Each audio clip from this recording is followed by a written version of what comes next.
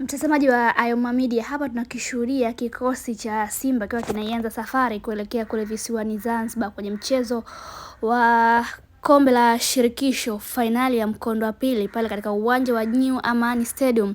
Na tayari Simba wamewasili hapa bandarini kwa ajili ya kuianza safari hiyo kuelekea kule visiwani Zanzibar. Mchezo wa raundi ya pili utapigwa pale katika uwanja wa New Aman tarehe 25 ya mwezi huu wa 5. Na tayari Simba wameanza maandalizi hayo kuelekea huko visiwani Zanzibar kwa ajili ya kuhakikisha kwamba wanajiandaa vizuri na mchezo huo. Mchezo wa raundi ya kwanza pale katika uwanja wa Manispaa ya Berkane ulitamatika kwa kikosi cha Simba kupoteza goli 2-0, na hivi sasa Simba wanakwenda kufanya maandalizi kuhakikisha kwamba wao wanafanya comeback ya goli hizo 2 na pengine kuongeza goli zingine au kuchukua ubingwa. Na malengo ya klabu ya Simba safari hii wanakuambia hii tunabeba, kwa maana kwamba wanalitaka kombe la shirikisho barani Afrika.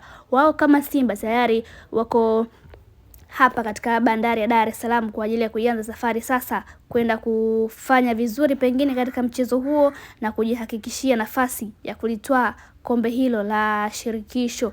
Tayari taarifa mbalimbali zinaeleza kwamba RS Berkane watawasili Zanzibar na muda si mrefu kwa ajili ya kuianza safari ya maandalizi sasa ya kombe hilo la shirikisho, ikiwa ni fainali ya mkondo wa pili. Na hapa tunakishuhudia kikosi cha Simba kiwa tayari kimewasili hapa na baadhi ya wachezaji tunakwenda kuwashuhudia wakiwa hapa, lakini kwa taarifa zilizopo tu ni kwamba Simba inasafiri na nyota wote wa klabu ya Simba ili kuhakikisha kwamba kama ni kombe basi kila mmoja analishuhudia akiwepo uwanjani, au hasa kama ni kuvaa medali basi kila mmoja anajumuika na wachezaji wenzake kwenye uvaaji wa medali.